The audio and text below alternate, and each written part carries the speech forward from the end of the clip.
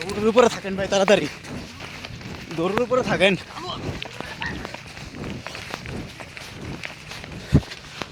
সামনে যান, সামনে যান তাড়াতাড়ি। ভয়ঙ্কর লেভেলের কঠিন। যারা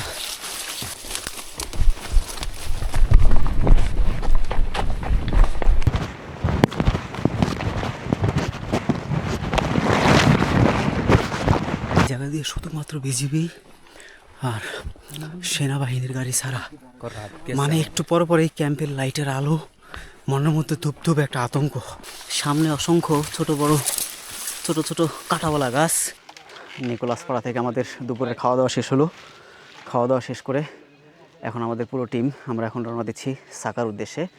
আর ভেতরে নবরসের ফাহিম শাহরিয়ার ভাই আছে, ওনার সাথেও কথা বলবে।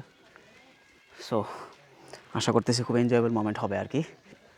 আর পাহাড় প্রেমীদের ট্রাভেল গুরু আমাদের বড় ভাই আছে। বড় ভাইয়ের সাথে কথা হয়েছে গতকালকেও, সেলফি হয়েছে আলহামদুলিল্লাহ।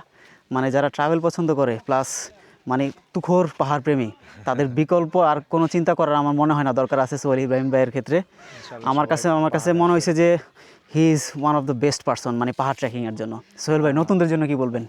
পাহাড়ে তো আসলে অনেকেই আছে বেস্ট, শুধু দু একজন না, অনেকজনই আছে। তো নতুনদের জন্য হচ্ছে যে আমি বলবো সঠিক সময়ে সঠিক জায়গায় যাওয়ার জন্য, পাহাড়ে আসলে নিজের মতো করে উপভোগ করার জন্য। পাহাড় শুধুমাত্র দেখা চলে গেলাম এটার জন্য না, মানে ফিলিং করার জন্য। মানে সময় থাকতে সুযোগটা কাজে লাগানো আর কি, সুযোগের সদ্ব্যবহারটা করা। এটার জন্য। আপনারা তো সবাই চিনেন ভাইকে, নবরসকে পুরো বাংলাদেশি চিনে মোটামুটি অলরেডি। আর হ্যাঁ আর আলহামদুলিল্লাহ আমার কাছে যেটা ভালো লাগছে যে এই ট্রাভেল করতে গিয়ে অনেক ভালো ভালো মানুষের সাথে কথা হয়েছে। এই ট্যুরে আমার সাথে নবরসের ভাইয়ের সাথে দেখা হয়ে আমার কাছে খুব ভালো লাগছে আর কি। তো ফাহিম ভাই, যারা নতুন আছে তাদের জন্য কি পরামর্শ দিবেন? ট্রাভেল, নিজেদের দেশের বিউটিটা, ন্যাচারাল বিউটিটাকে তুলে ধরেন, ট্যুরিজমটা আরও এগিয়ে যাক। আর হ্যাঁ, প্রকৃতিকে ভালোবাসেন, দেশকে ভালোবাসেন, দেশের মানুষকে ভালোবাসেন। ওকে, থ্যাংক ইউ। সামনের দিকে চলতে থাকি, আরও কথা হবে, গল্প হবে।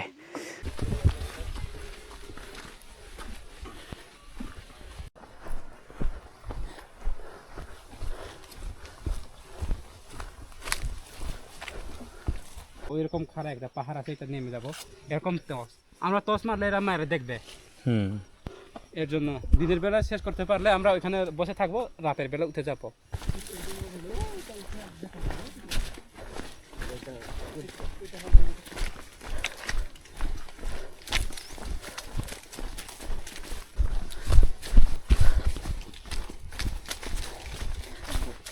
হ্যাঁ, সাংঘাতিক পরিমাণে বড় না ভিতরেটা যতটুকু বসে চলবে।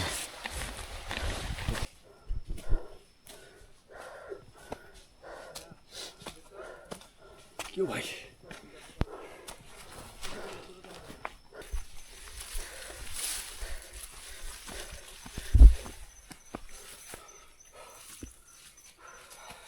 Chair up. হ্যাঁ, সাকার উদ্দেশ্যে রওনা হয়েছি আলহামদুলিল্লাহ। এখন হাঁটতেছি, পিছনে আছে সবাই একটু আগে পিছিয়ে, কেউ যারা স্লো হাঁটতেছে তারা একটু পিছনে আছে, বাট যারা ফাস্ট তারা আগেই চলে আসছে। তো একদিকে মনের মধ্যে তীব্র একটা আকাঙ্ক্ষা যে সাকা সামিটে যাচ্ছে, আবার আরেকদিকে যখন ক্লান্ত লাগে তখন দেখুন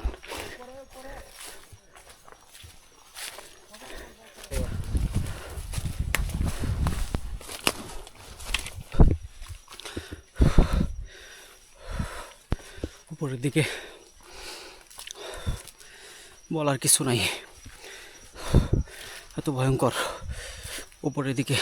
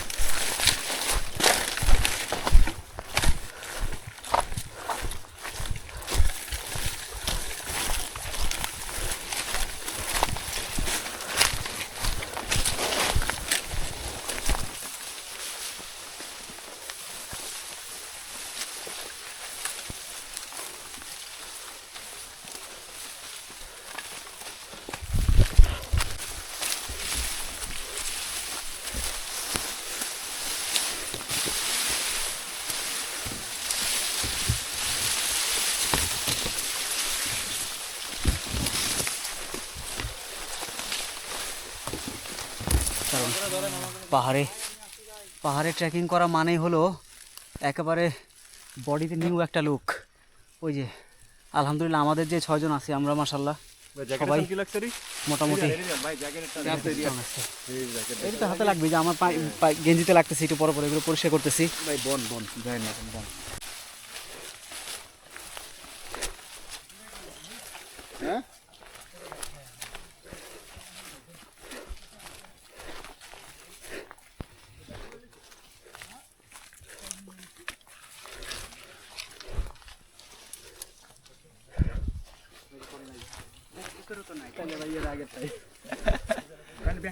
না এর আগে চাইছি, এর আগে চাইছি।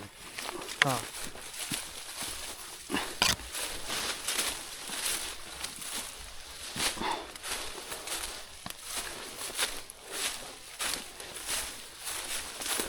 কি ভয়ঙ্কর রাস্তা, দেখেন অবস্থাটা।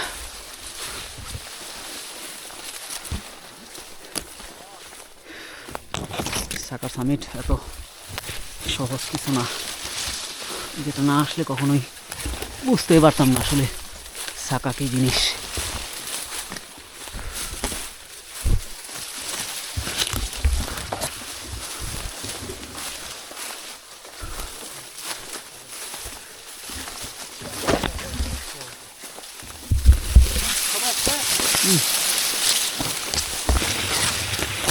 কারো সাংঘাত থাকলে সাংঘাত করো, সাংঘাত সাংঘাত।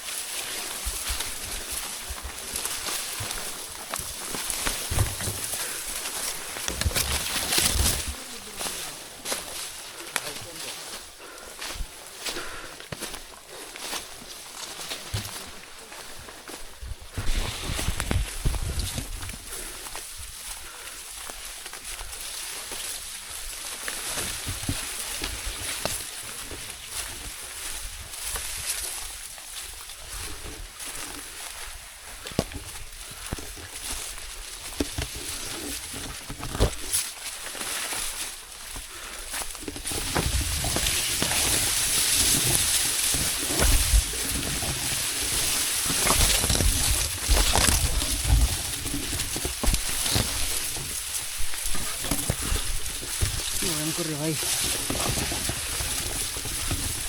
একেবারে দুর্ধর্ষ দুর্ধর্ষ অবস্থা।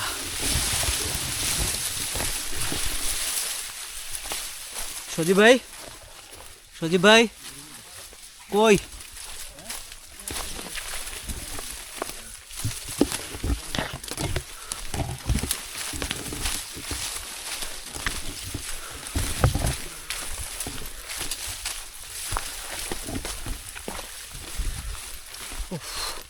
এপাশ থেকে দেখেন ওই যে পাহাড়গুলো দেখা যাচ্ছে একটু পরে পরে, আর এদিকে একটা জমঘর আছে পরিত্যক্ত অবস্থায়, মিষ্টি কুমড়া একবারে শুকায়া পৌঁছে গেছে, একদম শুকায়া।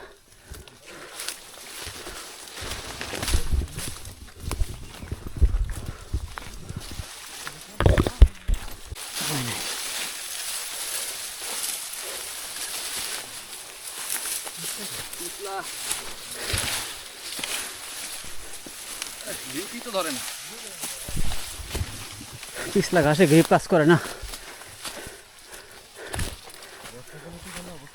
হ্যাঁ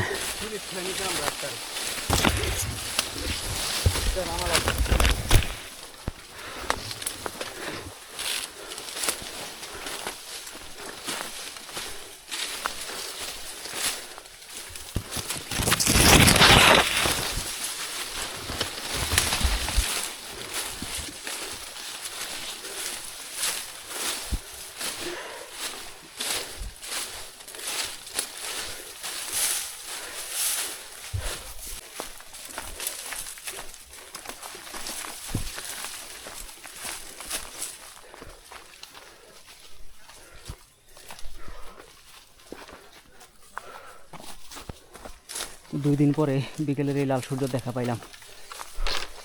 রাত্রে রাত্রে আর দিনে দিনে পাহাড়ে হাঁটতে হাঁটতে গত 2 দিন বিকেলের সূর্য দেখা হয় নাই।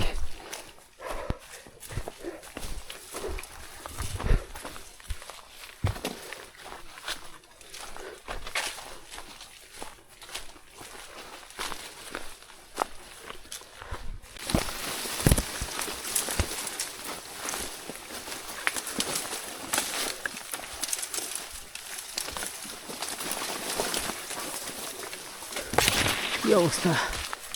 উফ,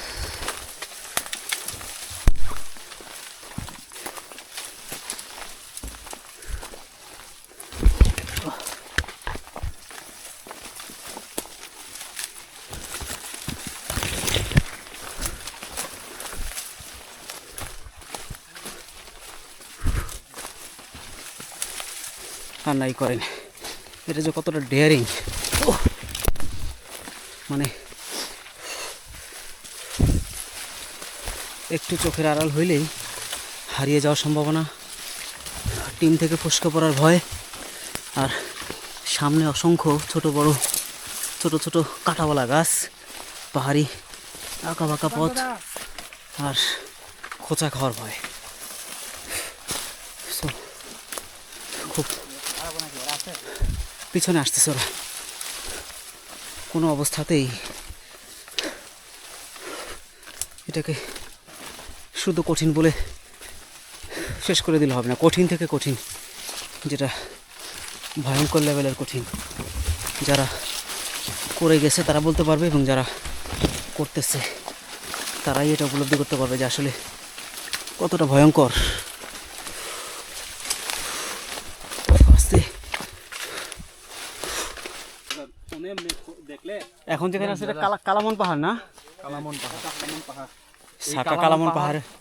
1 ঘন্টা ধরে হাঁটতেছি। হ্যাঁ, 1 ঘন্টার বেশি। 1 ঘন্টার বেশি হাঁটতেছি, আরো 1 ঘন্টার বেশি লাগবে আর এই কালামন পাহাড় পার হতে। হ্যাঁ, এই কালামন পাহাড় পার হয়ে তারপরে আরও আছে সামনে, শেষ হয় না, কেবল শুরু।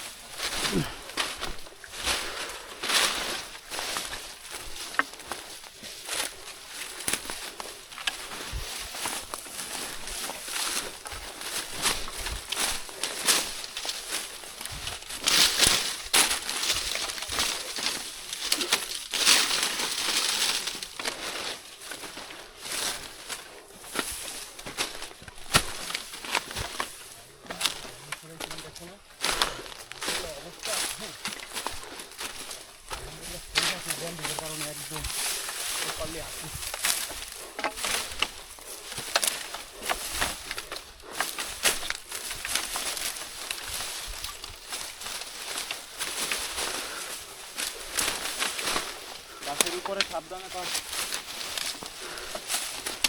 নষ্ট হওয়ার সম্ভাবনা বেশি থাকে।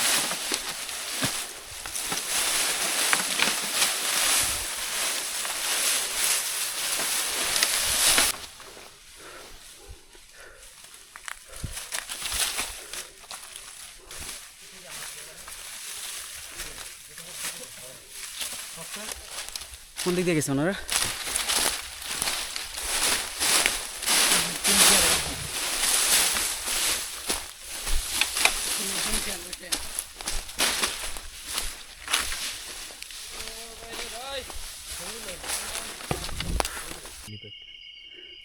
লাইট জ্বালানো নিষেধ, তাই স্ক্রিন ব্ল্যাকই থাকবে। আমরা 4-5 জন একটু আগে চলে আসছি। এই জায়গায় যেটা আছে এটার নাম কি দাদা? এখন যেখানে বসে আছি এটা কালামন পাহাড়ের নিচে আর কি। কালামন পাহাড়ের নিচে এখন আমরা বসে আছি। আমাদের টিমের বাকি মেম্বাররা পুরা পিছনে আছে। ভাই, যেই পরিমাণ খাড়া, এটা মানে কল্পনা করা যায় না আসলে, নিজের চোখে বিশ্বাস করা যাবে না যে কি দুর্গম। ইমরান ভাই পানি সংগ্রহ করতেছে।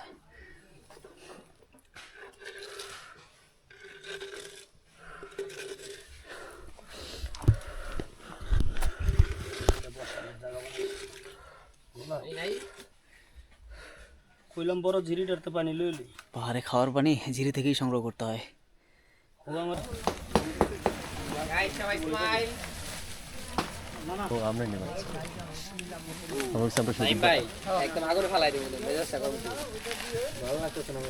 পাহাড়ে পাথরের জায়গা আছে করো ভিডিও করো না সব কিছু কুয়েতে হলো মনে না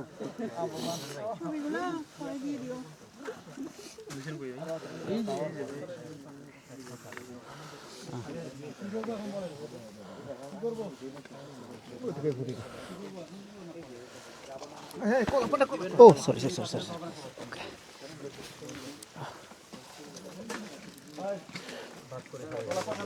এটা নাও, এটার জন্য এটার জন্য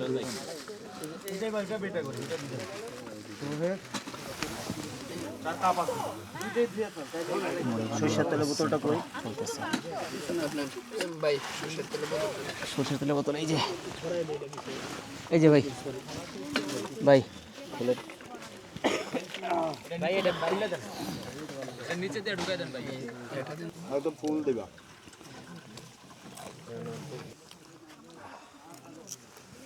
গণমুড়ি ও বাবা কি গরম রে বাবা এই পাশে যাইবে বসেন লাখ টাকার সম্পদ ভাই ঝালমুড়ি কেমন হয়েছে মধু মধু মধু চায়ের ব্যবস্থা করা হয়েছে আর সবার হাতে হাতে বাটি ধরাই দেওয়া হয়েছে একটা করে যারে বাটি পাইছে বাটি ধরাইছে যারে কাপ পাইছে কাপ ধরাইছে আর এই যে বিগ বস খাচ্ছে একেবারে কি কেমন চা এক চামচ চা খাবেন এক চামচে দেন ভাই কি চা গরম কেমন মানে একেবারে শরীর চাঙ্গা হচ্ছে আর কি ওকে বাংলাদেশের ফ্ল্যাগ দেখা যায় আর আমরা সাকার চূড়ায় চলে আসছি এখন রাত 2টা বাজে আমরা অনেক কষ্ট করে মানে বলার বাহিরে এত পরিমাণ কষ্ট হয়েছে সাকাতে ওঠার জন্য রাত বাজে 2টা আমরা একটু আগে চলে আসছি আমাদের আরও টিম আছে ওরাও আছে পতাকা দেখা যাচ্ছে অবশেষে রাত্রে 2:30 বাজে আমরা বহু কষ্টে সামিট করতে এখানে সক্ষম হয়েছে আলহামদুলিল্লাহ আমাদের টিমের যে বাকিরা সবাই এখানে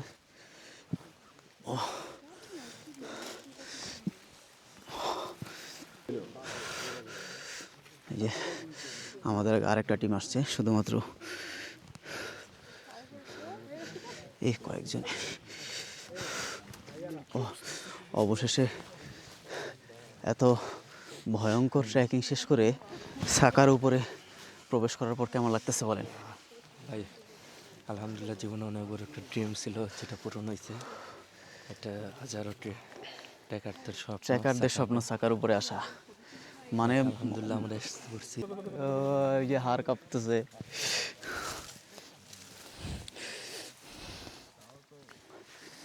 ওই যে ঘুমাইতেছে আরো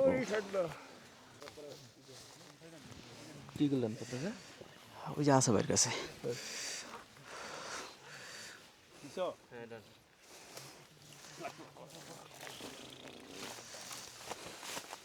অতিরিক্ত পানিও নাই যে মুখটা একটু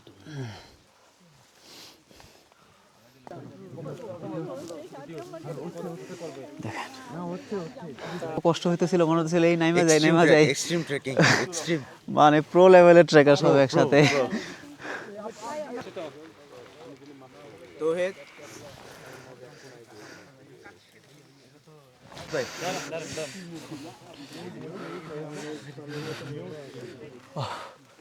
অবশেষে আমরা যেই সাকা হাফং পাহাড়ের উপরে গতকালকে রাত্রে 2:30 বাজে এখানে সাবমিট করতে আমরা সক্ষম হয়েছি আলহামদুলিল্লাহ আমাদের আগে আরও একটা টিম আসছে অল্প কিছুক্ষণ আগে আর পিছনে আপনারা দেখতে পাচ্ছেন সবাই যার যার মতো করে সেলফি নিচ্ছে ছবি তুলছে আমার বাংলাদেশের পতাকা উঠতেছে আর ঠিক আমার পেছনে যে পাহাড়গুলো দেখতে পাচ্ছেন এগুলো সবই মিয়ানমারের পাহাড় আর এখন যেখানে দাঁড়িয়ে আছি এটা খুবই ভয়ঙ্কর এবং ভয়ানক যে গিরিখাত গত 3 দিন ধরেই প্রায় হাঁটার উপরে আছে সবাই এবং আমরা এর আগে আমিয়া খুম তারপর নাফা খুম ভেলা খুম সাত ভাই খুম এগুলো সব শেষ করে তারপর হচ্ছে আমরা সাকার উদ্দেশ্যে রওনা দিয়েছি গতকালকে বিকেল 4টায়। মাঝখানে ছোটোখাটো কিছু ব্রেক এবং যেই কালামন পাহাড় থেকে নামার সময় যে ভয়ঙ্কর অভিজ্ঞতা, যেটা একেবারে স্মৃতির পাতায় থাকবে। এই যে ওকে, 1 মিনিট না, অনেক মিনিট দিলাম আপনাকে, ছবি তুলেন। আর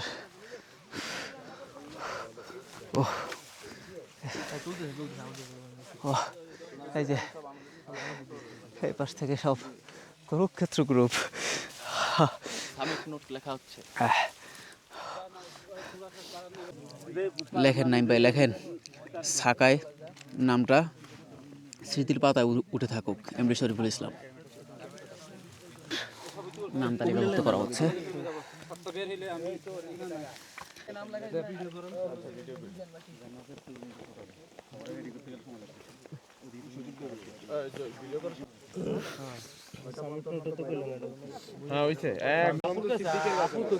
আলহামদুলিল্লাহ অবশেষে সাকার উপরে সামিট করতে আলহামদুলিল্লাহ সক্ষম হলাম। একেবারে ওই যে দেখেন মিয়ানমারের উপর থেকে আমরা সূর্য দেখতে পাচ্ছি। আর শুক্রিয়া আর কি, আলহামদুলিল্লাহ।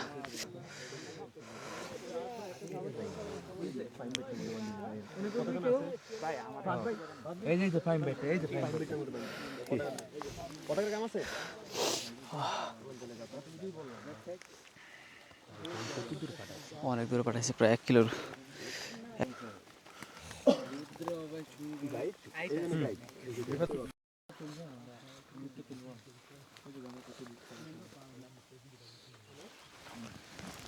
নেন এই যে সাকা হাফুংয়ে 3 নম্বরে শরীফুল ইসলাম নাম লেখা থাকলো। কাঁপতেছি ক্যামেরা। একেবারে কি অবস্থা, কেমন লাগতেছে? অসাধারণ। এত ঠান্ডা ভাই বুঝতে পারিনি ভাই, ঘুম থেকে উঠে লিটারালি কাঁপতেছি। এখন আমার জ্যাকেট ভিজা, কারণ তবে যে 2 ঘন্টা ঘুমাইছে খুব ভালো ঘুমাইছে একদম। অনেক ভালো ওকে রিফাত ভাই, ভাই আলহামদুলিল্লাহ আমরা সুস্থভাবে ফেরত এখানে সামিট করতে পারছি। আলহামদুলিল্লাহ। শাখা তার স্পর্শ আমাদের দিয়েছে। আমরা দোয়া করি সবাই যাতে সুস্থভাবে আবার ফিরে যেতে পারি এবং আপনার জন্য শুভকামনা থাকলো। তো আলহামদুলিল্লাহ আমরা সাকা হাফুংয়ের উপরে এখনও আছি আর সূর্যোদয় দেখলাম।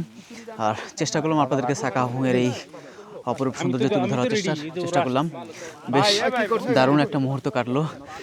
আর আমরা প্রায় গতকাল বিকেল 4টা বাজে আমরা রওনা দিচ্ছি। 4টা বাজে রওনা দিয়ে এখন পর্যন্ত আমরা যে কষ্ট করছি তার সেই কষ্টটা আমাদের সার্থক হয়েছে আলহামদুলিল্লাহ। 2:30 বাজে আমরা এই সাকা হাফুং পাহাড়ের উপরে আমরা সামিট করতে সক্ষম হয়েছি। রাতের বেলা আমরা এখানে যে পাহাড়ের যে ঝোপটা, এটার মধ্যে আমরা ছিলাম।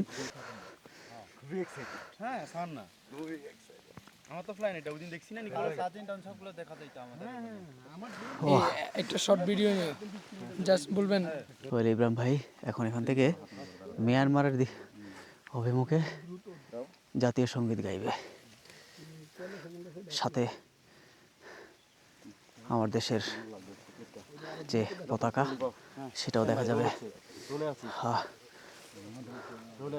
আর সোহেল ভাই ভিডিও করতেছে, ফাইম ভাই। আমার সোনার বাংলা, আমি তোমায় ভালোবাসি, চিরদিন তোমার আকাশ, চিরদিন তোমার আকাশ, তোমার বাতাস আমার প্রাণে,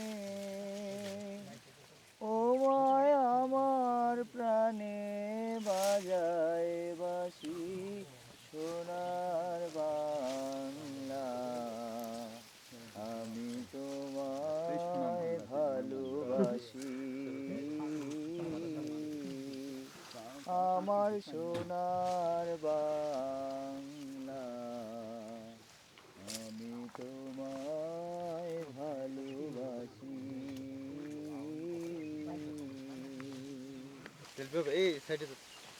আমাদের টিমটা এরপরে তোমরা দাঁড়ায় থাকবে, আমি এরকম একটা সেলফি নেব। আমিও নেব।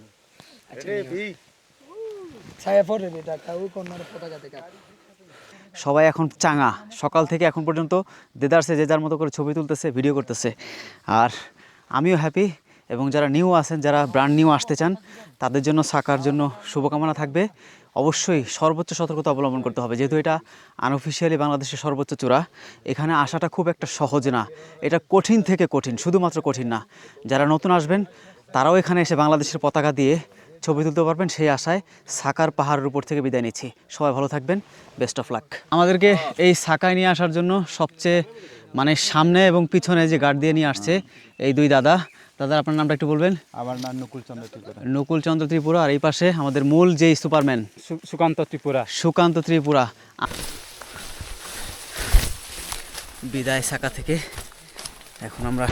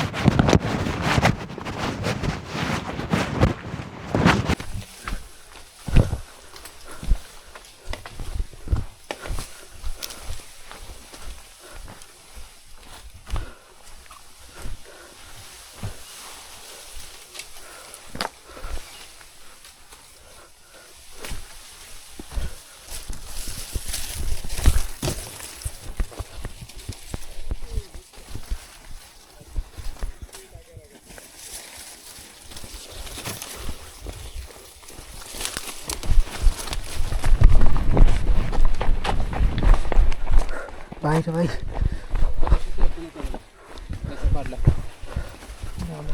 না, আমরা বসবো এখানে। হ্যাঁ, আমরা একসাথে যাবো, আমি বসবো। আমরা বিজিবি দেখলে একবারে পাশার মধ্যে বাইরেইব এই রাস্তাটা পারাপারি।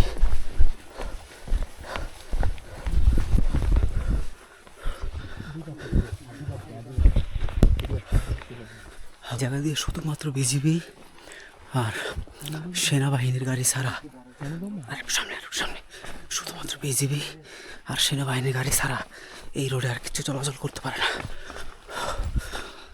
দৌড়ের উপরে পার হইতে হয়। একটু পর পর এই ক্যাম্পের লাইটের আলো, মনের মধ্যে ধূপ ধূপ একটা আতঙ্ক। বড় আতঙ্কটা এই যে রাস্তা, কুকিচিনের এরিয়া পার হয়ে আমরা গেছি।